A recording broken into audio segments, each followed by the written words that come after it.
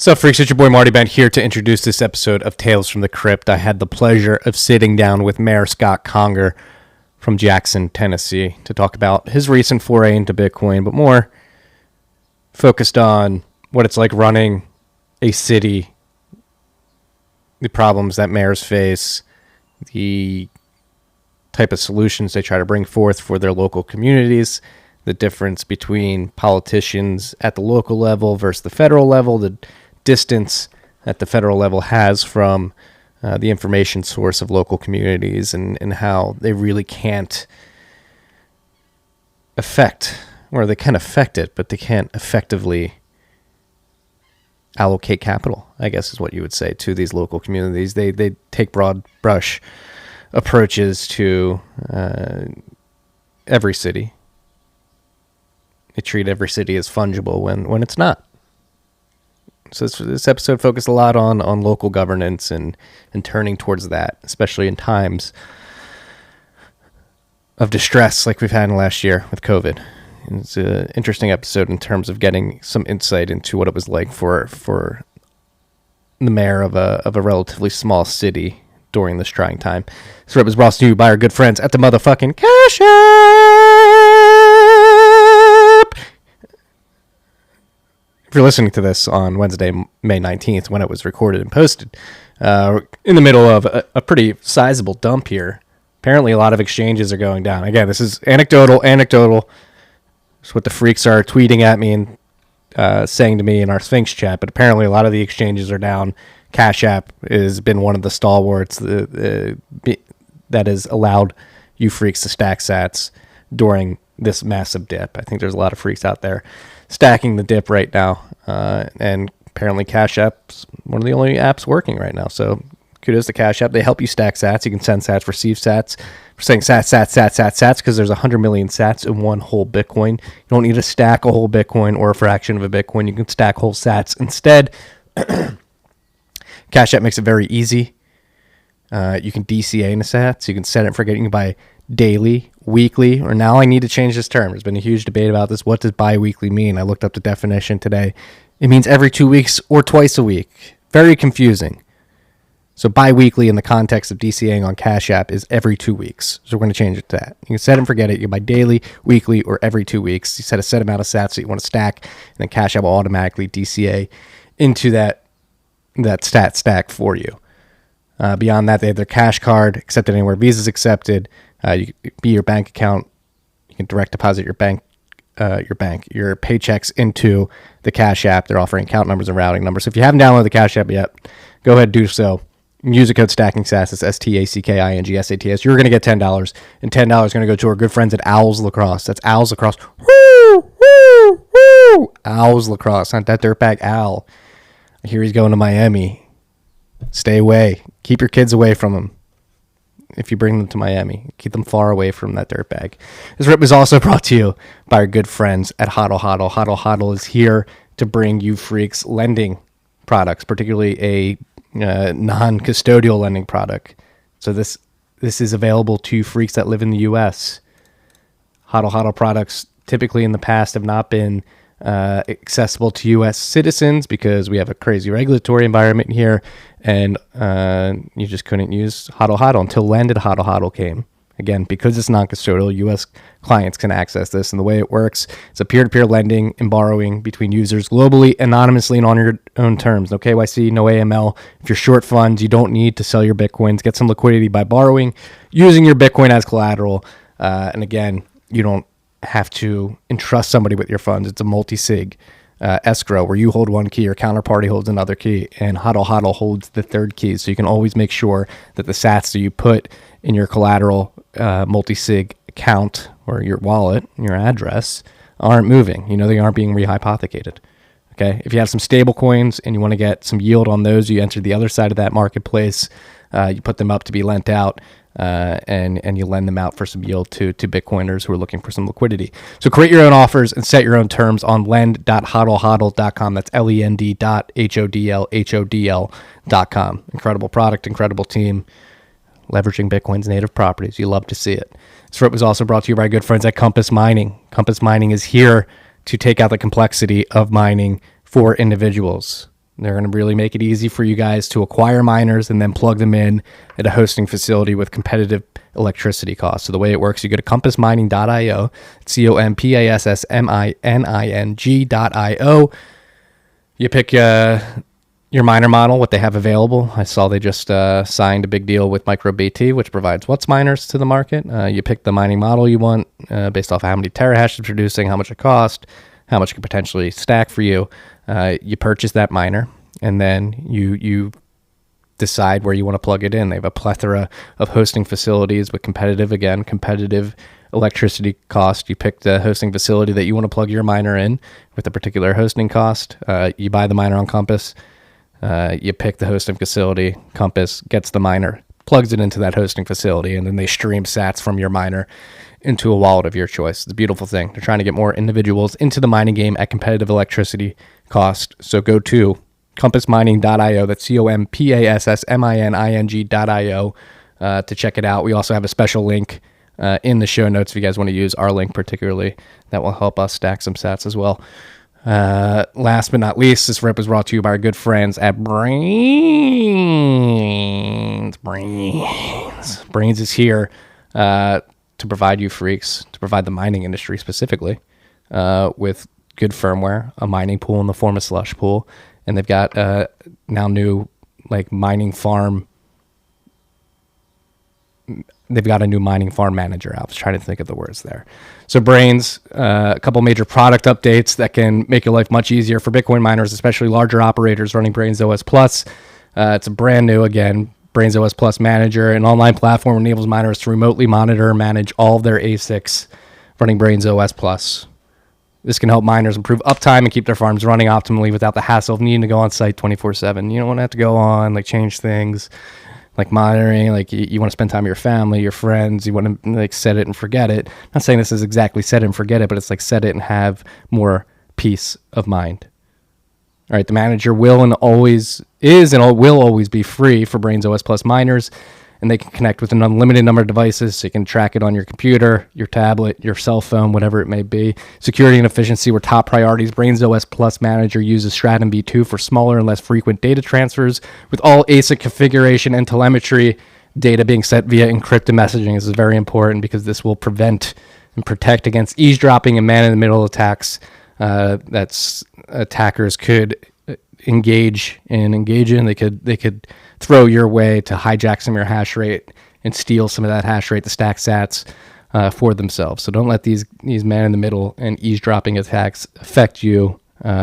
Stratum V2 solves that problem. For details on the manager and how to set it up with your mining operation, go to Brains, it's BRAIINS.com/blog, and check out the Brains OS Plus Manager launch article. Again, that's Brains, BRAIINS.com/blog. Brains OS Plus Manager launch article. Also, Slush Pool has a major upgrade coming. It's going to allow you to split rewards more granularly and pick different reward thresholds for when you want to have them released to you. Also, they're getting dark theme for 24/7 hash rate monitoring. That's easy on the eyes. So follow slush_pool on Twitter to see the announcement when the pool update goes live. Enjoy this, Rip Freaks. We've got a very strong individual running a very strong small town in the form of Jackson, Tennessee. Enjoy it.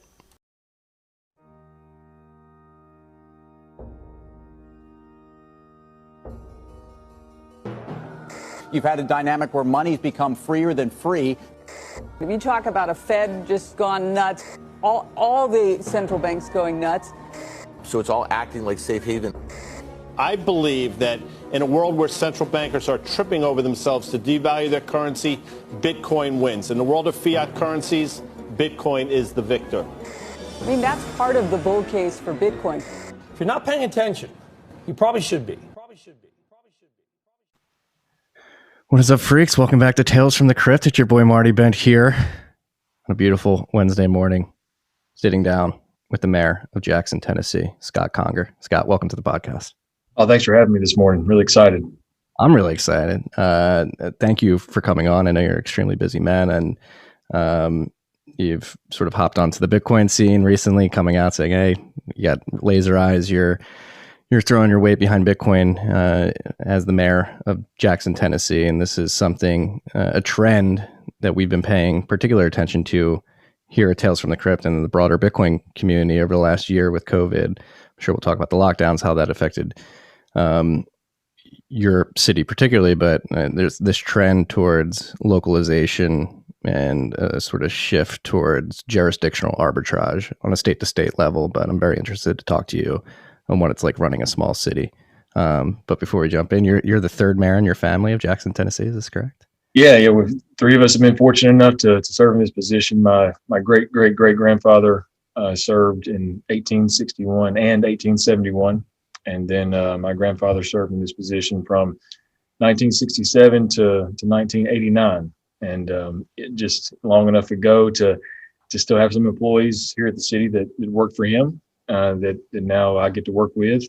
And I can't see too much, but right here, the desk I'm sitting at, and then also the nameplate on the desk are my grandfather. So this was in another office when I moved into City Hall and worked around and got it moved up here so I could use the same desk. So it's pretty cool. That's really cool. It's something that a lot of Bitcoiners talk about a lot with low time preference, or lowering your time preference and building a strong family in a strong town. And I was telling you before we hit record that I was at a wedding a few weeks ago, and I had a buddy in the shipping industry who was telling me that he does a lot of work with Jackson because the fact that Pringles is there. So yeah, you open a can of Pringles, look on the bottom of it, made in Jackson. We even not only make the Pringles, but the nice tubes that you really just can't fit your hand in. Those are also made in Jackson too. Yeah. So what's the local economy like? I again caught some of your episode with CK from Bitcoin Magazine saying you're sort of a hub city within Tennessee. Yeah. So our city population is right around 68,000, and so but our county population is right at 98,000. We serve, we're in the middle of rural West Tennessee. We're 89 miles from Memphis. We're 2.5 hours from Nashville, Tennessee, right on I-40. So our service area is about 500,000 people. So we have rural counties around us. They come here to work, come here to do shopping for their healthcare, entertainment. And so while our population is 68,000, on any given day, we're at 120, 130,000 in the city with people coming in to do various things. And so we've been a hub since we've been established. We'll actually be celebrating our bicentennial this year, in culminating August of 22. And so we've been a rail hub. We have, like I said, interstate running through here. And so we're manufacturing industries real heavy here as well. We're the only hospital. I think there's 2 more hospitals in the rural West Tennessee, but our hospital system is the number 1 employer in West Tennessee. And so we provide healthcare out through clinics and everything out. They're all located here in Jackson. Awesome. So is it a tight knit community in Jackson? What's it like running a city of 68,000 people? It's a little big town in Jackson because so many people come in and out. And so, any given time, if you're going to a restaurant or you're going to an event going on in the city, then there's a likelihood that you're going to be sitting next to someone or having a conversation with someone that doesn't live here. And so I think there's tight knit communities around the city. But as far as just our diversity goes, and we have so many people coming in and out, it gives us a lot of opportunity to meet new folks and tell them about Jackson and bring them back here. Yeah. So what's your focus? It's your day to day like as a mayor? Oh man. Last year, I'm sure it's been a 14 months. I took office July 1 of 2019. So I had a good, 7-8 months of, I guess you call it normalcy before a pandemic hit. But the focus that we have here and it has been since I ran for office, we want to do everything transparent. We want to do it inclusive. We want to make sure we're driving efficiency in how we operate, provide services. And then our focuses that we have are infrastructure, public safety, quality of life. We want to make sure people feel safe. We have some, I think with a lot of local governments and financial issues that we have to work through, that we are working through and can put that investment in our infrastructure and then make sure people have something to do and they want to live here, that they want to move here, they want to come visit Jackson. And so those are the 3 focuses. So everything that we do, whatever initiative it is, we ask the 3 questions: is it transparent, inclusive, efficient? And does it fall in the categories of infrastructure, public safety, quality of life? Yeah. Keep it simple, stupid, right? You can do a bunch of things in those categories, right? And so as long as it falls there, we can keep our focus because I think if you start trying to multitask too much in too many different areas, that's where you get into trouble. You overreach. I think that, no fault of any other previous administration, but I think it's the overreaching that's happened that's kind of put us in our financial situation. So we have to really bring it back in and focus on the basics to get us through where we are. Our debt service payments are really high right now. We have about 3 more years of that, and then we'll have a lot of capital freed up. And so it really requires us to focus on the basics to make sure we're providing the services, we're realigning, and so that we're preparing for the future. I'm probably way different than most politicians. My number one goal is not getting reelected, right? I'm here to make Jackson sustainable, better, and build it for the future. I want to get reelected, but I don't make every decision with that in mind. I make every decision on how's it going to better position Jackson for the future. How is it going to make sure that my 3 and 5 year old, when they grow up, that Jackson's a viable city for them to stay and live in. And so it's about building that foundation and building for the future. Yeah, no, like we were discussing before we hit record the book Strong Towns that is really always on the top of my mind, because it's crazy when you think of it, like you as a local politician, you're closest to the information source of what your citizens actually need. And I think the big problem in the United States right now is we've trended heavily towards the federal government making a bunch of decisions for the whole country. A bunch of people in DC far removed from the source of information, which is local citizens in small towns around the country. And we've come to find that these broad brush decisions that are made in DC tend to basically treat different parts of the country and affect different parts of the country drastically differently. There's no one size fits all sweeping legislation that's going to impact everyone equally and fairly. And so that's why I've been driven toward local government, because you see that impact on a daily basis, and it's much quicker, not as quick as I want it to be, but patience is something I've learned. It's much quicker to have an idea and see it come to fruition and see the impact that it has at the local level than anything that's going to happen at the state and federal level. Yeah. It's, again, like I think people are starting to wake up to this fact. Yeah, maybe we do need to like sort of get back into the hole and focus on localities and decisions made at that level and be more grassroots about what's going on. All politics are local, and it's so disheartening to see the voter participation at the federal level. You see at a presidential election, and we're seeing 63, 64% voter participation. You get local elections, we're at 24. And so just that disconnect of the understanding of the decisions that are made at city council level, county commission level, those have a far greater impact on your day-to-day life than anything that Congress or Senate or the White House decides. Yeah, and that's why it's very interesting that Bitcoin's in the mix now, and seeing who gravitates toward Bitcoin, who puts their neck out there and says, hey, like, yeah, as a city, as a state, we're going to invest in Bitcoin, and this is a personal decision we're making. And so obviously that's why we're sitting here talking today, is because you are one of the few mayors throughout the country who has decided to take a risk and throw your weight behind Bitcoin in some regards. So what was the process that led you to make that decision to inject laser eyes? Pandemic treats everyone differently, and it has an effect on people, and you end up spending a lot more time on this and searching the internet because you're not able to go do things.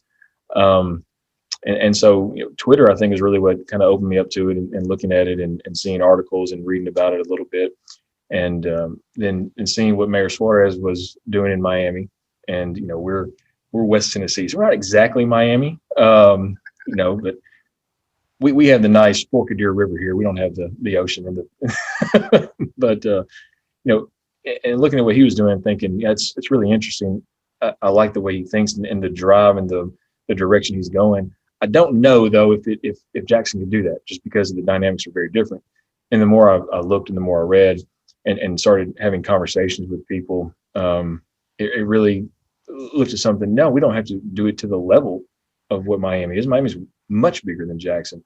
But if we want to, back to what I was talking about, sustain the future for the city, for the citizens, and set up that ability to succeed in the future. Right now we're asking ourselves questions that have or in it. Do we want to buy a fire truck, or do we want to pave a street? Do we want to refurbish a building, or do we want to do something else?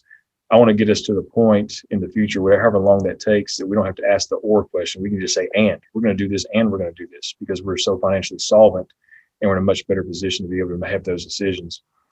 And so, one conversation I had was with a local guy here who got into Bitcoin back in 2015, started in late 14 with the sole purpose of disproving Bitcoin, doing his research, and 4 months later was driving to Memphis and getting to the Bitcoin ATMs and putting his jump drive in and purchasing Bitcoin. So the light bulb moment for me, the aha, was he's in the fencing business. And so lumber is astronomical right now. And his comment was, yes, lumber is, if you're looking at US dollars, lumber is crazy expensive. It's way more expensive than it was last year. But you look at it in terms of sats, it's actually cheaper than it was this time last year. And so looking at that ability, that decentralization of it, the long-term appreciation of the assets, we get into the short-term volatility, and until mass adoption, it's going to happen. There's going to be short-term volatility. We're seeing that right now. But the long-term appreciation of the asset and the utility of it, I think, will only enhance and increase.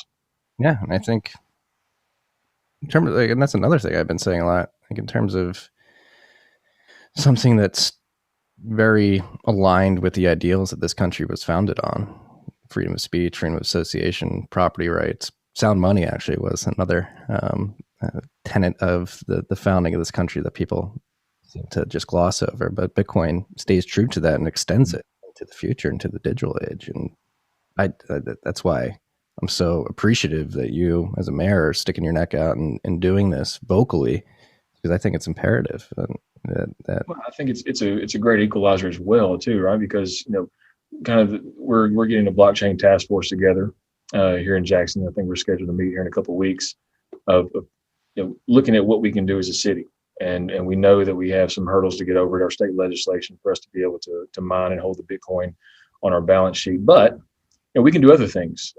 We have a retirement system for our employees. We have a deferred compensation system for our employees that goes into an IRA.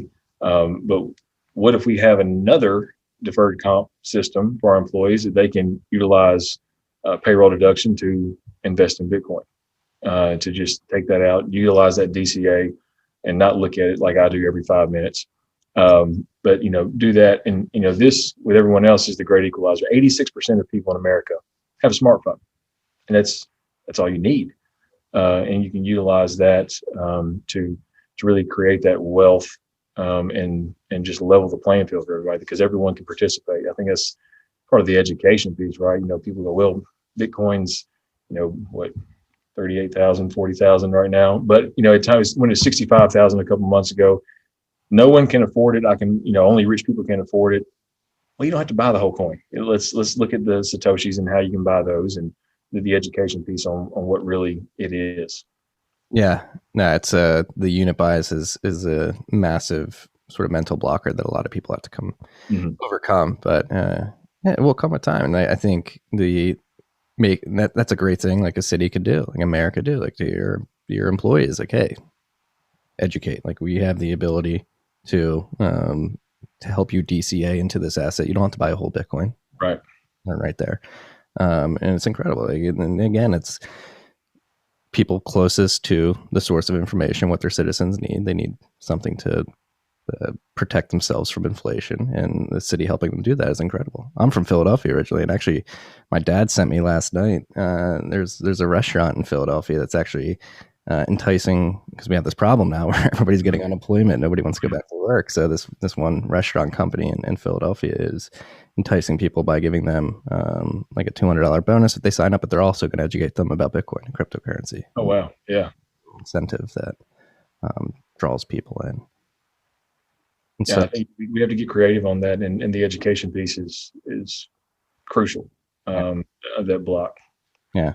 Well, you're mentioning you guys have some hurdles to come over, to overcome in terms of legislation to allow yourselves to actually put Bitcoin on the balance sheet and mine Bitcoin. I guess for any other city officials that may be listening to this podcast, what are some of the hurdles that you're seeing personally, and how you want to overcome them moving? Yeah, I think the really only hurdle is, and I think we have some support at the state level. I know that I've talked to the mayors around the state that support this as well, but just the statute that's written in Tennessee code doesn't allow local governments to hold. They define what you can hold on your balance sheet as an investment, and no crypto, Bitcoin, or anything is not in the definitions of what you can hold. So it's not you can't do this. It's just not in the definitions of what you can do. So it has to be added to allow us to do that. And so our legislation meets starting in January, and they go to about April or May as their session. So they're not a year-long session. So just something we got to prepare for and get some sponsors for next year to allow us to do that. You guys allowed to hold cash? Allowed to hold cash, yeah. Bitcoin's cash. Just say that. Hey, we're holding cash. I'll let you talk to the comptroller about that. And that's I'm a little more shoot from the hip. Like, oh no, we're just holding cash. It's digital cash, but it's cash. Yeah. I love to be able to do that. The comptroller frowns on that. They follow in very specific definitions. Yeah. And so, I guess what else is, or I mean, you talked about when you're making decisions for your local city. Like, what were some of the struggles that you saw over the last year, the effects of lockdown? Well, I think just as a city standpoint, and it's still affecting us today, planning. How do we budget and how do we plan? Because we went into our fiscal years, July 1 to June 30. The pandemic hit us in March. We went into this fiscal year not knowing, is sales tax going to tank, our hotel motel tax, what is that going to be? That's a lot of our revenue source. We actually planned for a 10% reduction in our sales tax revenue. We've been very fortunate, and I think that's because folks have been printing money like crazy. So, stimulus have come in, the panic buying, a lot of those contributing factors, unemployment. And so the buying power hasn't gone away. And so we've actually seen a 7.5% increase of our sales tax revenue from FY20. And so great swing for us. We've been very conservative. Unfortunately, at that time, because we had a huge deficit in our budget, I furloughed 193 employees, laid off 24 employees. My department heads are phenomenal, along with every employee here. They took a 5% reduction in their salary for the furloughed period of 16 weeks. I enacted a 15% reduction in my salary for 15 weeks, which was interesting. And so you do those things going, this is what I'm going to do. We're all in this together, and not thinking that the city council actually sets my salary. And so I can't just go to HR and say, reduce my salary by 15% so I don't get taxed on that other 15% that I want you to reduce it by. And so I got paid the full amount, got taxed to the full amount, and had to turn around and write the 15% back to the city. So the government still got me twice. But we did a lot of cuts, really realigned how we were going to operate. And so we're positioned now on a $12 million swing. We're looking at an $8.5 million surplus revenues over expenses by the end of this fiscal year, because we've taken those precautions, and because I think that our revenue projections have been much greater than what we anticipated. But as we're planning for our budget this year, at some point that's going to flatten. At some point that's going to decline, because the stimulus will stop, unemployment will stop, the extra unemployment benefits will stop. And so where does that leave us in buying power of sales tax revenue? And so you go from one instance, on the other end, you can't plan because you're expecting a reduction, to now you've seen such an increase that you can't plan forward, because at some point that's going to stop. You don't know when it is, don't know what the decrease will be. And so it's been difficult for us just as an organization. And, our small businesses struggled, our hotels struggled. We fortunately were not in that lockdown phase as long as others were. And our health departments there, man, they're rock stars here. And so we're actually, if not in the top 3, and we are the top county in the state of vaccination distribution. And so we hit the message. We got together very early on how to protect our citizens. The goal was for us, it wasn't about, taking rights away. It wasn't about, keeping people from getting COVID-19. Our goals were very simple: protect our most vulnerable population and to protect our hospital capacity. That was it. But we're the only hospital inpatient hospital that can treat COVID-19 between Memphis and Nashville. And so we're serving, 19 counties. And so we had a census, we were at one point, our hospital was nervous on what the overflow was going to look like. People, because you're having to quarantine people, and nurses are getting COVID and doctors are getting COVID. And so those are our goals. And when we got to the numbers that we felt comfortable with, we relaxed any of the business closures very early on. We relaxed capacity issues very early on, kept a mask mandate until March. But we saw our numbers decline. And right now for our county we're at 4 new cases a day. And so, our vaccination percentage is right around 50% in Madison County. So it's, our people have really stepped up across the county and across the city. And I think a lot of that is just a testament to us being very direct on what our goal was. And then being able to reduce and relax some of those restrictions. And then, now traveling was an issue. Hotels still didn't see a lot of pickup until late fall, but it wasn't because we didn't allow them to. We wanted to make sure that our businesses had every opportunity they could to be successful, and worked with them. I mean, that's one of the tragedies of last year is the shuttering of small businesses and the demolition of small. My parents run a coffee shop in our small town outside of Philadelphia. They were affected pretty aggressively. My dad works at a couple of restaurants. They had to shift to a takeout model and all that, but obviously was nowhere near where their revenue should have been. Obviously the stimulus does help out, but there's a lot of small businesses that didn't make it through this, and it's a shame. But then on the other side of it, I try to always see the silver lining. You saw the drive for technological pushes on adoption, on how you do business. You saw the innovation from people of, I can't have you come in and sit down like you normally do. This is what we're going to do. We're going to offer outside seating. We're going to turn the sidewalk into seating. We're going to have to go, our state said, alcohol is important. We're going to allow you to have to go drinks from restaurants. So there was that innovation piece on how can we make it work to the best of our ability. And you saw a lot of people step up and do that and really get creative. Yeah. Yeah, no, that is nice. There's some changes that were made in the last year that you think will stick after this, after we get back to normal, and like outside dining? Is that I think so. And, we've talked about how do we encourage that? How do we encourage those changes? So we're looking at some of our local zoning ordinances on parking lots. Historically, we've required a massive amount of parking for a retail space. Well, retail has changed. We've seen that from e-commerce. And we don't build roads for 30 minutes of congestion. So why do we build parking lots for a month of congestion?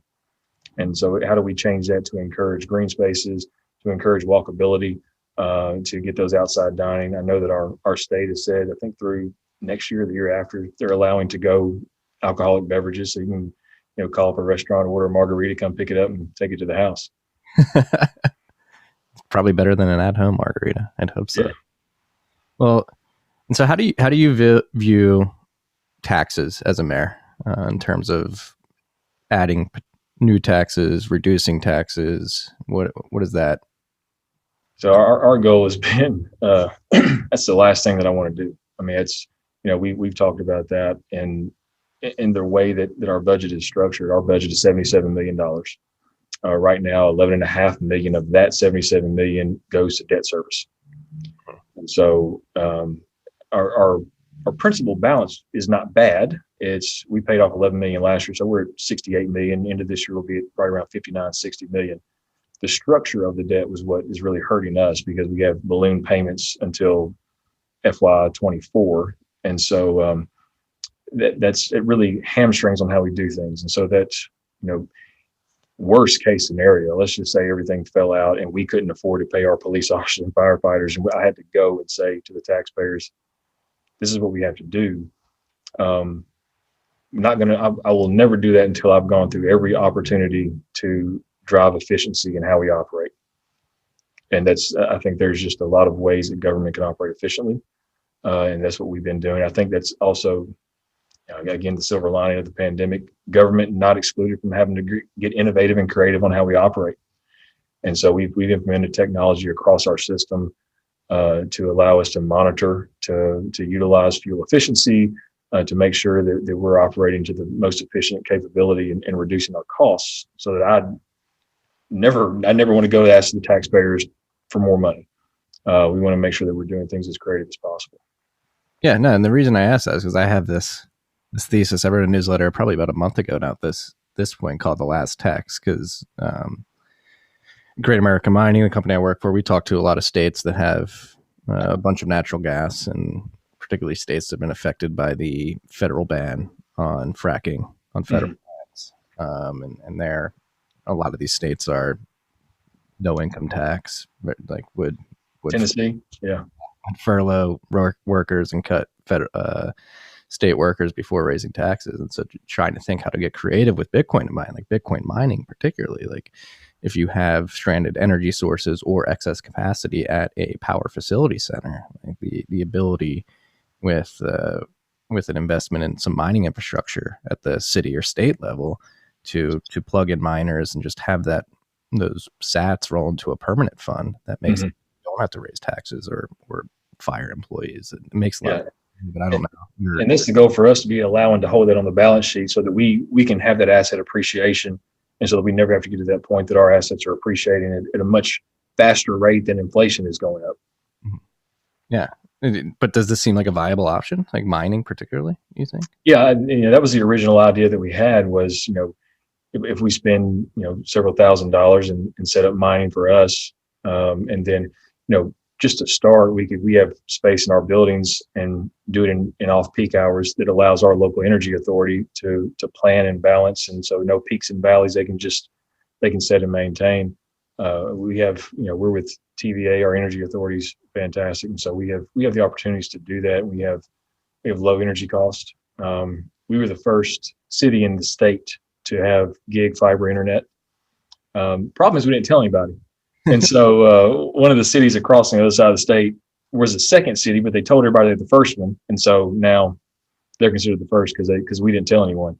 Are you guys bitter rivals now? Do what? You guys bitter rivals now?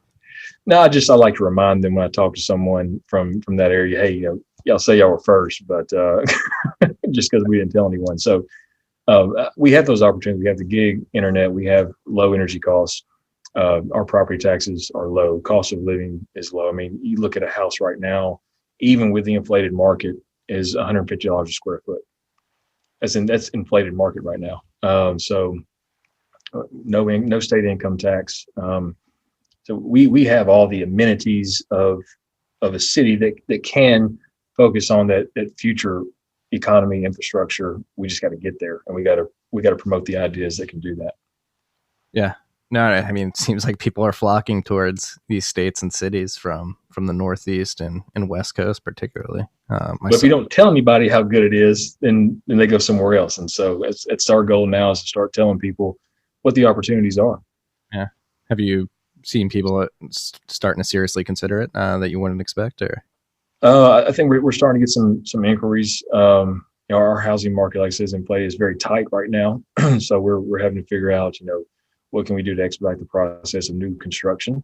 And like you mentioned earlier, unemployment, it's hard to get people on the job site. And so, I look at it as a great problem to have, that we're having to build more houses because people want to come here. And so I think right now we haven't quite turned that corner yet of those newer technological companies and industries in 21st century. We're still very much healthcare, manufacturing focused, but all it takes is one, just to start that snowball down the hill, and then we can open up the floodgates here. Tennessee's a beautiful state, freaks. I've had the pleasure of driving through the Smokies a few times and going to Nashville a couple times. I didn't realize it was a no income tax state until no income tax, and our local taxes here for property is $1.96 per $100 valuation on the house. And then if you live in the city, you pay county as well. It's $2.33. So yeah, very low.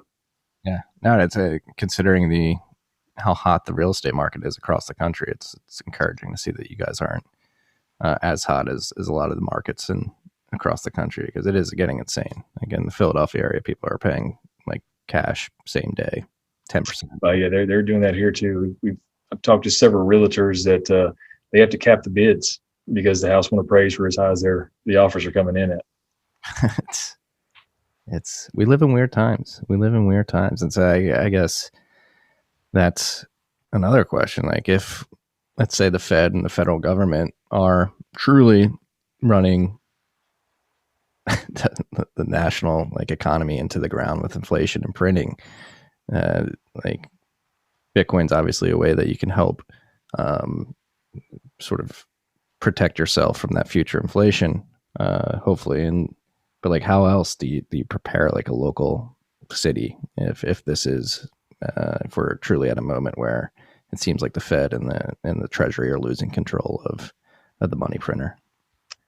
That's a great question that we ask ourselves quite a bit. I think the alternative in Bitcoin right now is really, for me, the only probably viable safeguard, because inflation is just simply devaluation of the dollar. That's it.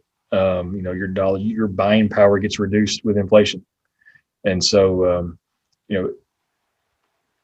we have to look at ways to reduce that. $1 5 years ago is now worth 65 cents, something like that. So it's tough, because for us locally now, you want to be able to pay your employees. We're looking at how do we give bonuses, how do we provide cost of living raises, knowing that inflation is going to hit the highest mark since 2008. The cost for us to do business is increasing. Concrete is increasing. We want to build sidewalks. Asphalt is increasing. We want to pave roads. So it's that balancing act right now, and that's why I think that the adoption of Bitcoin is not going to be top down. It's not going to come from the federal government of adoption. It's going to have to be from the local level up as a safeguard and protection from what the federal government is doing. And so you get in there, and that disconnect of the people that you're serving, because you're so far removed, it's hard to see the impact that you're having on those people. And so that's why I think this movement is going to have to be done at the local level and then go up that way. Yeah, no, that's why it's extremely encouraging to see that you're offering, before you get this legislation passed that would allow you to hold Bitcoin on the balance sheet or mine Bitcoin, you're allowing your citizens to DCA in. Like, that's arguably one of the best ways you can do it, is that the citizens of your city just become Bitcoin holders overall, and they're just becoming individually wealthy over time. Yeah, absolutely. Protecting themselves, and then they're able to give back to the city that they live in, the strong town. Have you read the book Strong Towns yet? I haven't. It's on my list. You got to read that, man. It's time to sit down and read is difficult between the job. I have my wife and I have a 3 and a 5 year old. So the other day I was sat down and tried to read a book, and literally could have been staring at the wall, drooling for 4 hours, and my name would not have been called. The moment I picked the book up, both kids, Daddy, like, just, did y'all plan that? That's another, I have a 15-month-old son now. It's crazy to think, but no, it's I know that struggle. Actually, the background behind me is a book I'm reading right now, the Ordeals of Liberty, the 3rd volume of a Thomas Jefferson biography. But yeah, no, I broke into it yesterday for the first time, and I've been wanting to read it for months, and I got 20 pages in. I was like, all right, you're done. No more reading. Yeah, got 20 pages in. I'm impressed. I only get 5 in before my kids start hollering my name. I mean, as a father of young children, as fathers with young children, this is pretty I don't want to say stressful, but it really makes you think about the future and what we're setting up for our children. Correct? Oh, absolutely. Yeah. And that was a conversation. I was elected to office when I was 35. And so, my son was, 15 months old when I was elected. My daughter was, I think, just turning 3. And so, when I announced, my son was 6 months old. And so the question was, you have young kids, why? Well, it partially was the reason why, selfishly. We wanted to make sure, my wife and I had the conversation of, do we want to just hope for the best and go about our daily lives and hope that when our kids are grown, go to college, wherever they go, we want them to come back here and see Jackson as a viable option to live and to raise their family? Or do we want to have an active role in creating that opportunity for them? And selfishly, I don't want to have to get on a plane to go visit my kids and grandkids at some point. I want to drive 2-4 hours. I want to be able to drive around the corner to see them because they chose Jackson, not because mom and dad guilted them into living in Jackson, but because it's a viable option for whatever field they want to go in. And, I think in a lot of times as a dad, I've learned this. Grown-ups really don't know how to talk to kids. They always ask, what do you want to be when you grow up? I don't ask my kids that. I mean, my daughter is about to be 5, and she's a veterinarian one day and she's an astronaut the next day. And I just let her mind go. And because you get kids thinking about what they want to be when they grow up, man, they can be anything they want to be.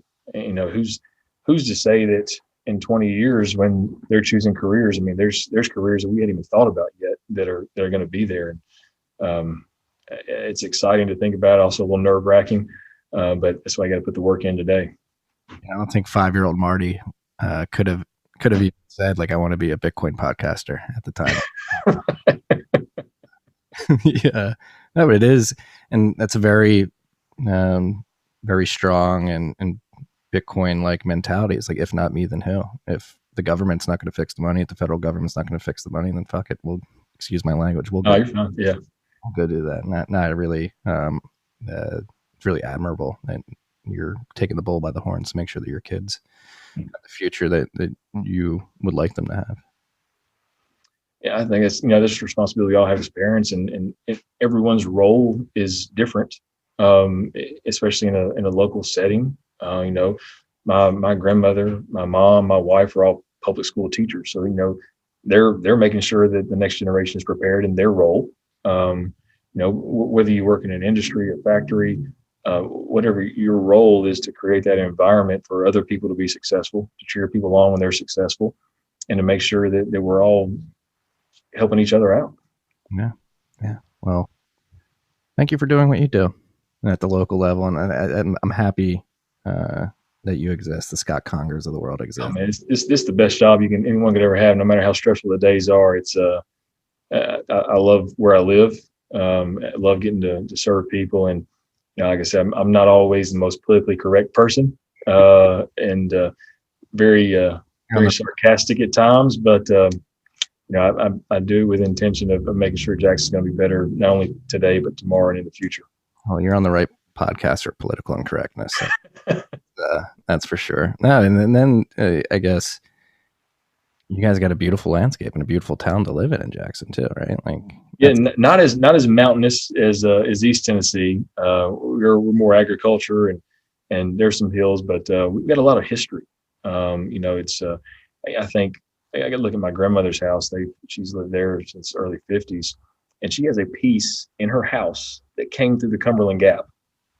I mean, you see the hand-blown glass in there. So, I mean, the history here is amazing here in West Tennessee, and what has transpired and what has come through Jackson. International, National Federal Railroad started here in Jackson. I.B. Tigert, I can look out my office window and see where his office was here in downtown Jackson. So it's a lot of history. M.D. Anderson from Jackson, the song Jackson from Johnny Cash and June Carter. There is, you go online and say, people go, well, it may be about Jackson, Mississippi, maybe about Jackson, Tennessee. Carl Perkins is from Jackson, Tennessee. They were talking about Jackson, Tennessee. So it's a lot of great history here. It's actually one of my brother's favorite artists and songs. Oh yeah. That was one of the songs I sang to my kids when I was trying to walk them to sleep. Nothing popped in my head the first night was Johnny Cash. First song was Folsom Prison Blues. So that's my kids have learned that song from me trying to get them to sleep. That's not bad. We need more kids listening to Johnny Cash these days. Oh yeah. Better than Cardi B, I would say. Yeah, the first time I think after my daughter was like 3 or 4, that song came on Alexa, and she looked up. I said, "You recognize that song?" She said, "Yeah, where do I know it from?" So I sang it to you every night, try to get you to sleep. It's embedded deep in your brain. Yeah. Well, thank you for joining me. I know you're extremely busy, man. Is there anything before we wrap up here that you'd like to articulate to the freaks out there, whether it be in regards to small government, how Bitcoin can help out, living in a town of 68,000 people? And my goal is we don't stay 68,000. I want to keep growing and bring people here. I think Jackson's a great place, and love it here. And we're looking at ways that we can provide a foundation for the future here in Jackson. We want to not only just make the city successful, we want people to be successful. We're looking at ways outside of the norm to financially empower people. We were one of the 5 cities across the country that received a grant from Cities for Financial Empowerment this last year to create a blueprint to financially empower people. And we want everyone to be successful, and whatever that looks like for them. My success is different from your success, and what that looks like, individualized success, but to realize their potential. And, as long as I'm in this office, I'm going to cheer anybody on that comes to Jackson and wants to do something good. Well, I wish you luck. Freaks, go check out Jackson, Tennessee. It seems like an incredible town. It's got an incredible mayor, at least. I tell you, and come to City Hall as long as I'm here. Doors open, so come on in. I sort of want to come check out that desk just to see. Oh yeah, it's great. And our director of maintenance guy, he refinished it, and it looks almost brand new. So it's great. It's low time preference passing desk down from grandfather to grandson. Well, Mayor Conger, thank you for joining us. I hope you have an incredible rest of your day, and keep fighting the good fight, man. Thanks. Appreciate you too. All right. Peace and love, freaks.